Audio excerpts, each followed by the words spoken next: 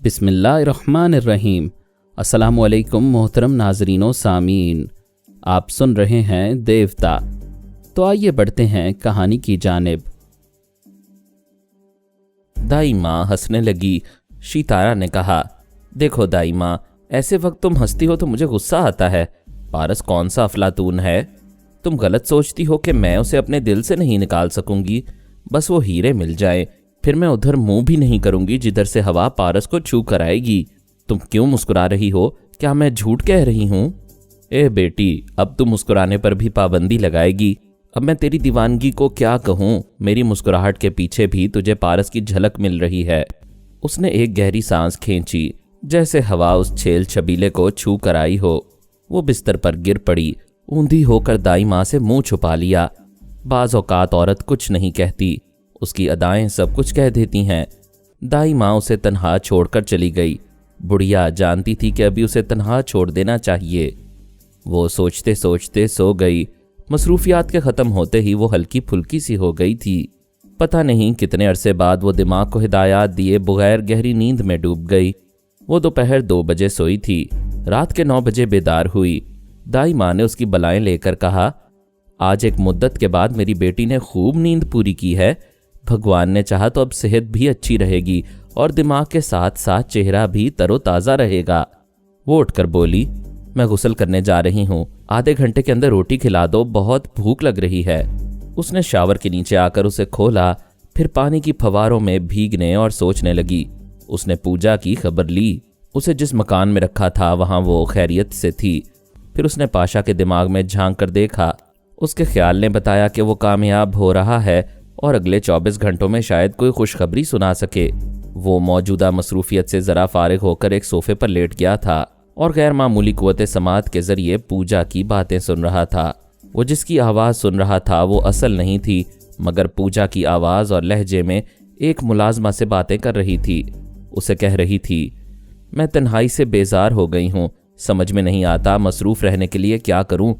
मुलाजमा ने कहा, किसी से इश्क करो, वक्त बड़े मज़े से गुजरता रहेगा।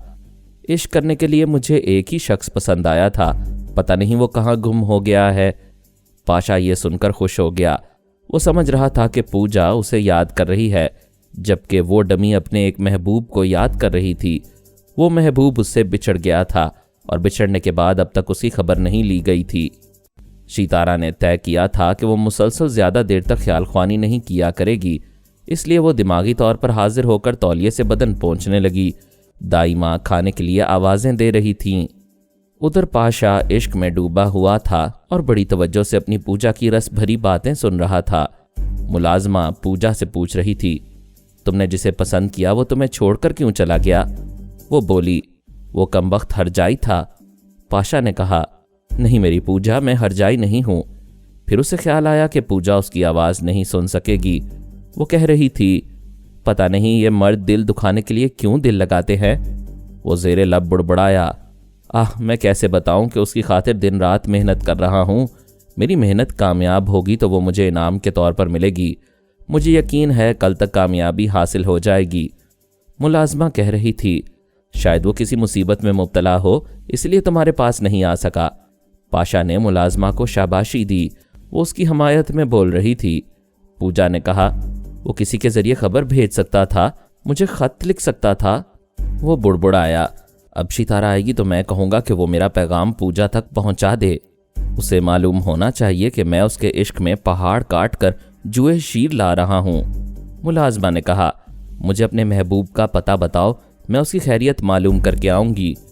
पाशा ने कहा, हाँ, पूजा को मालूम है कि मैं कोठी नंबर 2087 की एनेक्सी में रहता हूँ। मुलाजमा आएगी तो मैं दिल खोलकर अपनी बात का इजहार कर दूंगा। और वो आगे ना सोच सका।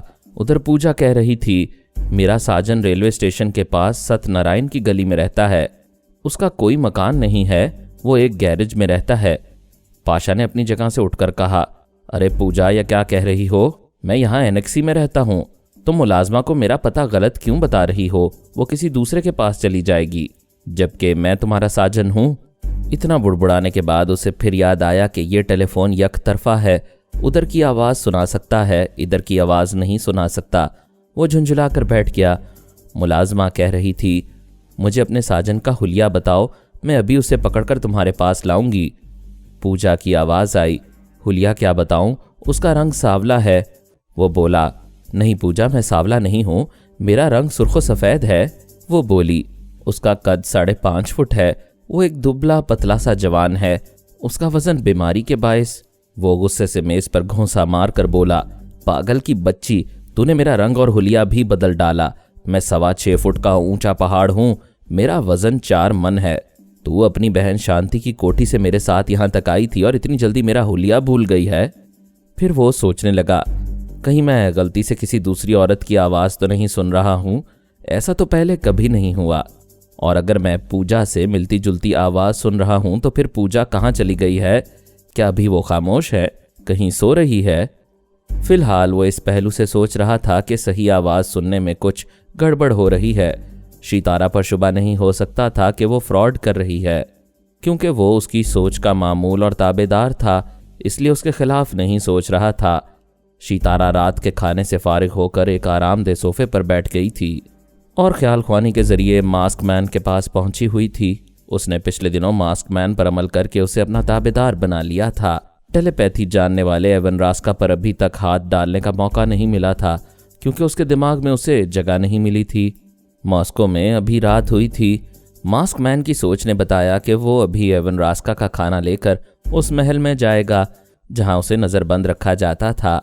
ये जिक्र पहले हो चुका है कि उसे कितनी पाबंदियों और सख्त पहरों में रखा जाता था।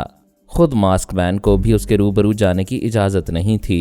वो महल के एक ऐसे कमरे में आकर बैठ जाता जहां चारों तरफ टीवी स्क्रीन थे। हर स्क्रीन पर एवन रास्का अपने कमरे में या महल के दूसरे अंदरूनी हिस्सों में घूमता फिरता नजर आता था। मास्क मैन और एवन रास्का रात का खाना स्क्रीन के सामने बैठकर खाते थे और एक दूसरे को स्क्रीन पर देखकर इन मामलात पर गुफ्तगू किया करते, जिसके सिलसिले में एवन रास्का ख्याल ख्वानी के जरिए मसरूफ रहता था। सितारा ने मास्क मैन के दिमाग में नक्श कर दिया था कि अभी जो खाना वो लेकर जाए उसमें सिर्फ इतनी सी मिकदार में आसाबी कमज़ोरी की दवा मिलाए कि वो बराए नाम कमज़ोरी महसूस करे। अगर उसकी कमज़ोरी या बीमारी जाहिर हो गई तो मास्क मैन पर शुबा किया जाएगा और वो अपने मकसद में नाकाम रहेगी। मास्क मैन एवन रास्का के मामलात का इंचार्ज था। फिर उस मुल्क में उसकी हैसियत रीढ़ की हड्डी की तरह थी। सितारा ने इतने अहम शख्स को अपना ताबेदार बना रखा था। उसने उसके अहकामात की तामील की और रात के खाने के जरिए एवन रास्का को आसाबी कमज़ोरी में मुब्तला कर दिया, उसके लिए दिमाग के दरवाजे खोल दिए। सितारा ने उसके अंदर आकर पूछा, हेलो रास्का, क्या कमज़ोरी महसूस कर रहे हो? वो चौंक कर बोला, कौन है? मेरे अंदर कौन बोल रहा है? बोल रहा नहीं, बोल रही हूँ, तुम्हारी दोस्त हूँ। मेरे अंदर ये कमज़ोरी तुमने पैदा की है? मुझे अफसोस है, तुम्हारे पास पहुँचने का और कोई रास्ता नहीं था। अगर तुम दोस्ती नहीं करना चाहोगे तो मैं तुम्हें मजबूर नहीं करूँगी, वापस चली जाऊँगी। पहले ये तो बताओ तुम कौन हो? मैं सितारा हूँ। कभी मरीना से तुम्हारी दोस्ती थी? उसने मेरा जिक्र किया होगा। हाँ, वो तुम्हारी सहेली थी। उसने बताया था कि तुम टेलीपैथी जानने वालों के दरमियान एक बड़ी ताकत बनकर उभर रही हो। तुम वही सितारा हो ना? मैं वही हूँ। मैंने ये अज़म किया है कि किसी टेलीपैथी जानने वाले को किसी तंजीम या किसी मुल्क का गुलाम ना बनने दूँ। मेरी फहरिस्त में ऐसे बहुत से टेलीपैथी जानने वालों के नाम हैं जो दूसरों के गुलाम बने हुए हैं। उनमें तुम्हारा नाम सरे फहरिस्त है। मेरा नाम सरे फहरिस्त क्यों है? इसलिए कि तुम एक तवील अरसे से रूस के गुलाम बने हुए हो और कोई तुम्हें इस कैद से रिहाई दिलाने की कोशिश नहीं कर रहा है। क्या तुम रिहाई चाहते हो? ये भी कोई पूछने की बात है? मैं बरसों से इस महल की 4 दीवारी में रहकर बेजार हो गया हूँ। अगर ज़िंदगी से प्यार ना होता तो खुदकशी कर लेता। मैं तुम्हें आज़ादी से ज़िंदगी गुजारने का मौका दूंगी। महल के अतराफ इतना सख्त पहरा है कि तुम टेलीपैथी के ज़रिए मुझे यहाँ से नहीं निकाल सकोगी। मैं सब जानती हूँ। महल के दाएं बाएं, आगे पीछे और नीचे फरार होने का कोई रास्ता नहीं है। इन अतराफ में कोई कीड़ा भी रेंग कर गुजरेगा तो खतरे की घंटियाँ बजने लगती हैं। महल की छत पर हर रात सिर्फ मास्क मैन का हेलीकॉप्टर आता है। छत पर सिक्योरिटी गार्ड्स हैं। मास्क मैन उनके सामने हेलीकॉप्टर से उतरकर छत की सीढ़ियों से अंदर उस कमरे में आता है जहां चारों तरफ टीवी स्क्रीन है और हर स्क्रीन पर तुम नजर आते हो। एवन रास्का ने कहा, महल के चारों तरफ पहरा देने वाले अपने अपने कैबिन में बैठकर स्क्रीन पर मुझे देखते रहते हैं। मैंने कहा ना, मैं सब जानती हूँ, तुम फिक्र ना करो, मैं तुम्हें बखैरियत यहाँ से निकाल ले जाऊंगी। अगर तुम नाकाम हुई तो मुझे फरार होने की सख्त सजाएं दी जाएंगी। मर्द होकर सजाओं से डरते हो? आज़ादी हासिल करने के लिए कुछ तो जख्म खाने पड़ते हैं। वैसे मुझ पर भरोसा करो, मैं बड़ी ठोस प्लानिंग पर अमल करूंगी।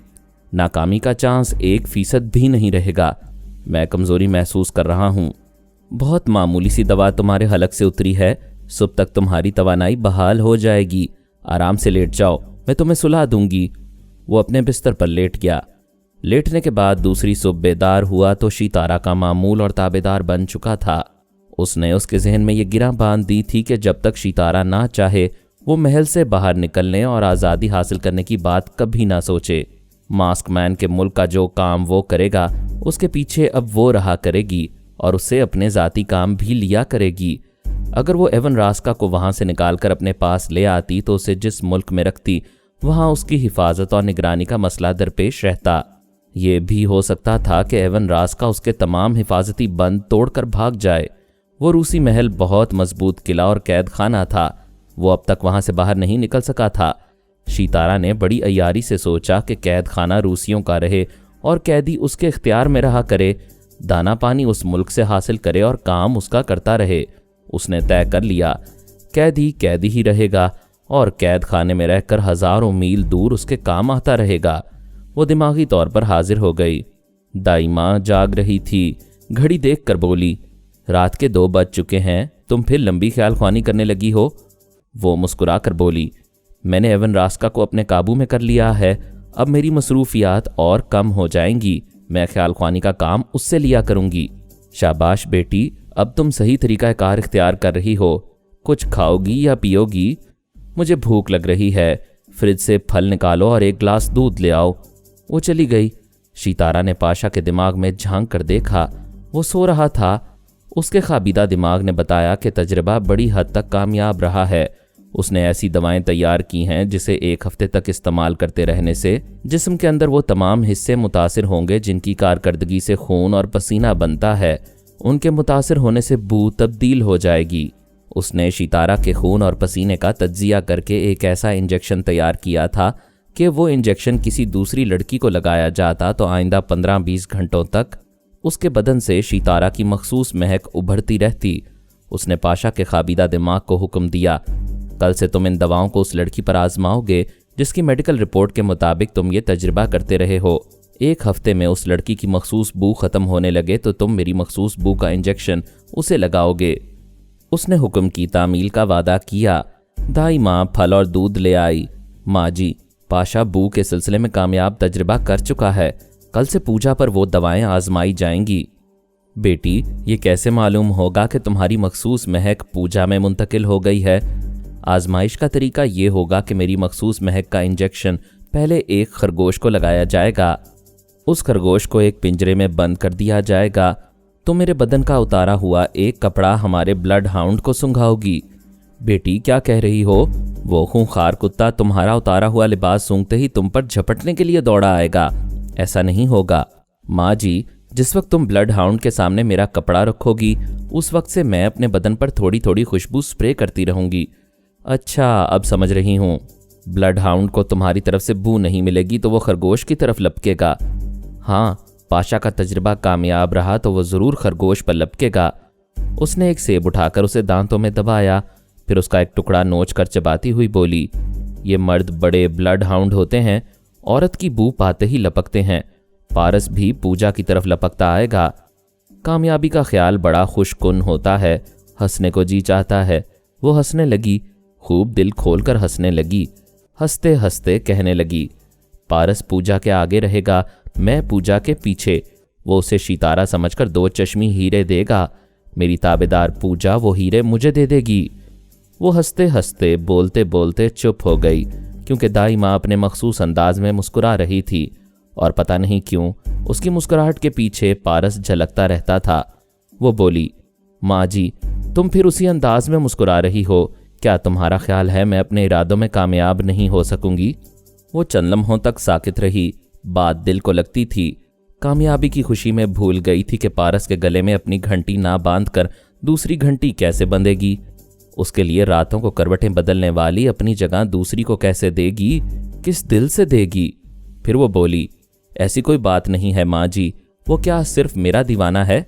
वो तो हरजाई भंवरा है, पता नहीं किस किस पर मंडलाता रहता है। क्या मैं उसे देखने और रोकने जाती हूँ? मर्द नजरों से ओझल होकर क्या करते फिरते हैं उसका हिसाब औरत नहीं करती, या करती है तो लड़ झगड़ कर गुस्सा उतार लेती है। लेकिन आंखों देखी मक्खी कभी नहीं निकलती, आंखों के सामने कभी सौकन को बर्दाश्त नहीं करती। मैं देखूंगी कि तुम कितने हौसले वाली हो। वो एक ठंडी सांस लेकर बोली, माँ जी तुम पर बहुत गुस्सा आता है, मगर तुम्हारी बात पत्थर की तरह लगती है और दिल पर असर करती है। मुझे इस पहलू से गौर करना होगा कि पूजा उसके पास जाएगी तो गोया मैं उसके करीब जाऊंगी, क्योंकि पूजा के दिमाग में रहूंगी। मैं चाहूंगी मेरा पारस मुझे आगोश में ले, मगर वो पूजा को आगोश में लेगा। मेरे तमाम हुकूक वो वसूल करेगी और मैं अपनी आग में जलती रहूंगी। मैं इसीलिए मुस्कुरा रही थी। अब बात तेरी समझ में आ गई है, पहले से संभल जा। ऐन वक्त पर कोई जज्बाती गलती करेगी तो सारा खेल बिगड़ जाएगा। पारस को फ्रॉड का पता चलेगा तो तुझे वो हीरे फिर कभी नहीं मिलेंगे। दाई माँ उसे एक नई उलझन में मुब्तला करके चली गई। वो फल खाना और दूध पीना भूल गई। जवानी सताती रहे तो बच्चों की तरह दूध पीने को जी नहीं चाहता। जी उसे चाहता है जिसे जज्बे मांगते रहते हैं। वो बिस्तर पर करवटें बदलने लगी। अक्सर रातों को ऐसा होता था, जब दिल को करार ना आता तो वो ख्याल ख्वानी की परवाज करके पारस के पास पहुंच जाती थी। उस रात भी उसने यही किया। उसके पास पहुंचकर बोली, मैं आऊं? वो बोला, अच्छा तो नींद नहीं आ रही है? कैसे आएगी, तुम मुझे सोने नहीं देते हो। यही शिकायत मुझे है, तुमने मेरी नींदें चुरा ली हैं। झूठ ना बोलो, हरजाई, बेवफा, मक्कार, दगाबाज, तुम्हारे साथ जरूर कोई चुड़ैल है। तुम हफ्ते में 1-2 बार आती रहती हो और ऐसे खिताबात से नवाजती रहती हो।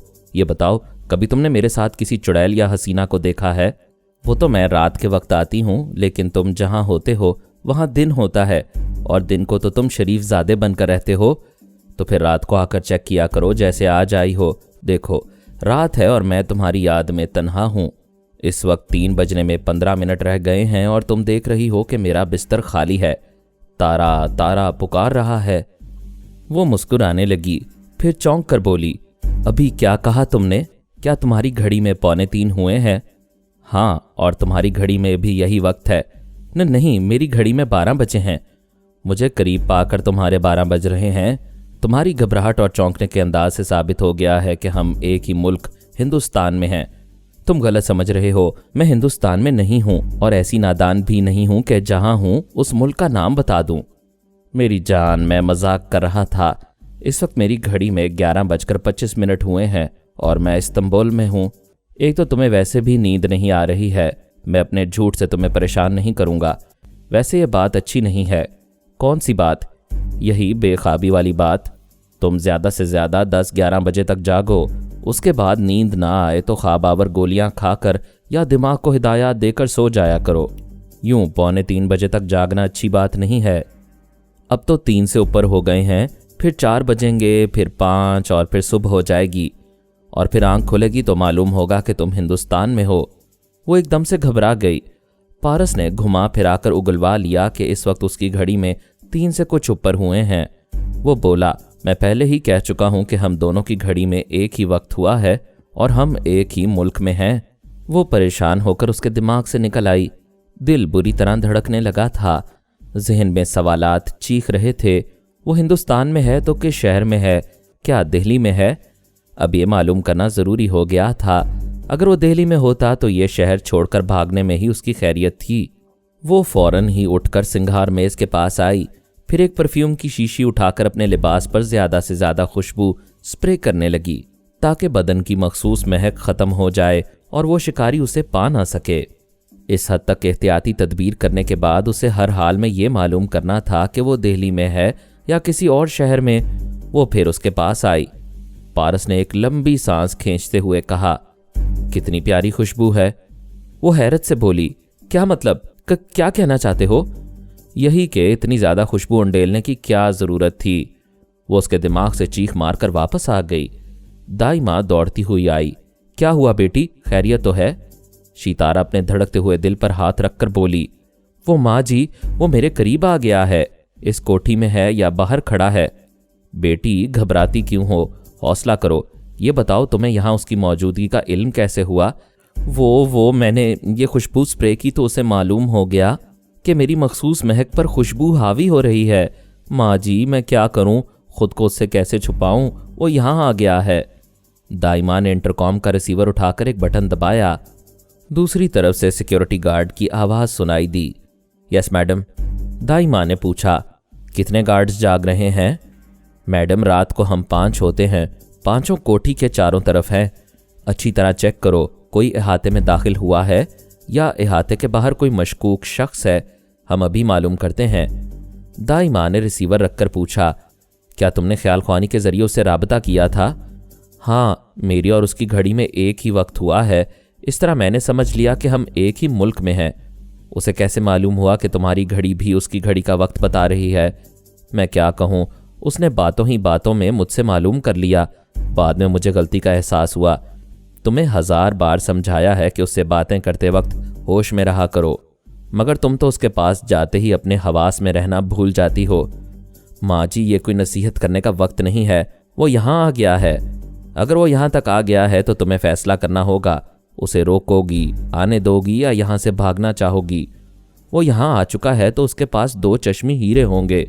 मैं हर कीमत पर उन्हें हासिल करूंगी। तो फिर उसे गोली मारनी होगी। बकवास मत करो, क्या मैं उसे जान से मारने को कह रही हूँ? तुम क्या कह रही हो, कुछ मालूम तो हो। एनेक्सी में पाशा है, मैं उसे हुक्म दूंगी कि वो उसे जान से ना मारे, सिर्फ जख्मी करे। ये अच्छा मौका है, वो जख्मी होगा तो मैं उस पर अमल करके उसे अपना ताबेदार बना सकूंगी। तूने मौत के जजीरे में अली, तैमूर और पाशा का मुकाबला देखा है और तू उस फैमिली की हिस्ट्री भी जानती है। दोनों भाई एक ही उस्ताद वाटसरोकी के चेले हैं। ये पारस भी पाशा से ज़मीन चटवा देगा, तब क्या करेगी? वो पांव पटक कर रोने के अंदाज में बोली, मर जाऊंगी और क्या करूंगी? बड़ी दाई माँ बनती हो, ऐसे बुरे वक्त में मेरे काम नहीं आ रही हो। इंटरकॉम से इशारा मिला। दाई माँ ने रिसीवर उठाकर पूछा, हाँ क्या रिपोर्ट है? मैडम, इहाते के अंदर और बाहर कोई नहीं है। हमने उस इलाके में गश्त करने वाले नाइट चौकीदार से भी पूछा है, उसने भी यहाँ दूर तक किसी को नहीं देखा। वो रिसीवर रखकर बोली, तेरा वहम है, वो यहाँ नहीं आया है। क्या जादू जानता है कि उसे तेरा पता मालूम हो जाएगा? माँ जी, मैं सच कहती हूँ, उसने मेरे लिबास से उठने वाली खुशबू सूंघी है। ये कैसे कह सकती है कि उसने यही खुशबू पाई है? उससे पूछ कर देख कि वो किस परफ्यूम की महक पा रहा है। क्या मैं फिर उसके पास जाऊं? क्या वो तुझे पकड़ लेगा? बावली हो गई है, उसके बगैर रह भी नहीं सकती। उसकी आहट मिले तो डरती भी है। भगवान ही तेरा बेड़ा पार करेगा। वो फिर उसके पास आई। पारस सोने के लिए अपने दिमाग को हिदायत दे रहा था। उसे महसूस करते ही बोला, मैं समझ रहा था अब तुम नहीं आओगी। मुझसे दूर रहने के लिए भाग रही हो। तुम खुशबू पाकर भी बिस्तर पर लेटे हो, अब सोने जा रहे थे, मेरे पास क्यों नहीं आए? ख्याल ख्वानी के जरिए सुनती हो कि मैं आ गया हूं तो भाग जाती हो। सचमुच आऊंगा तो क्या करोगी? मेरी बात का जवाब दो। खुशबू पाकर मेरे पास क्यों नहीं आए? भाई, कौन सी खुशबू? यही जो मैंने अपने लिबास पर स्प्रे की है। बताओ, इस परफ्यूम का नाम क्या है? कोई खुशबू यहां तक आएगी तो नाम बताऊंगा। तुमने तो थोड़ी देर पहले कहा था कि मैंने अपने ऊपर खुशबू उंडेल ली है। ऐसा क्यों कहा था? शितारा, तुम बहुत जल्द पागल हो जाओगी। कभी अकल से भी सोचा करो। हम जहानत और अंदाजों से बात करते हैं। जब तुम्हें मालूम हुआ कि हमारी घड़ियों में एक ही वक्त है और हम एक ही मुल्क में हैं तो तुम अचानक मेरे दिमाग से भाग गईं। ऐसे में पहला ख्याल यही आएगा कि तुम मुझसे अपनी मखसूस महक छुपाकर फौरी तौर पर छुपना चाहोगी।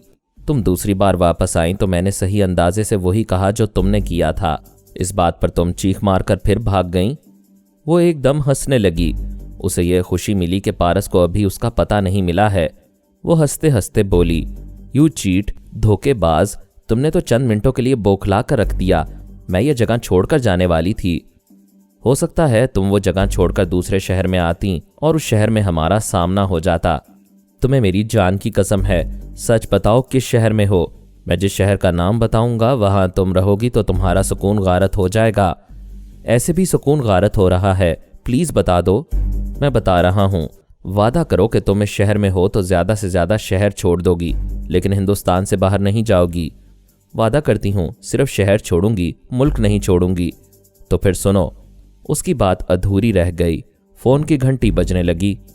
उसने कहा, अभी बताता हूँ, जरा देखूं तो इतनी रात को कौन मुझे याद कर रहा है। उसने रिसीवर उठाकर कहा, हेलो, कौन है?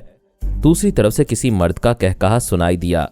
फिर वो बोला, मुझे आवाज से पहचान सकते हो तो पहचान लो, मैंने आखिर तुम्हें ढूंढ निकाला है।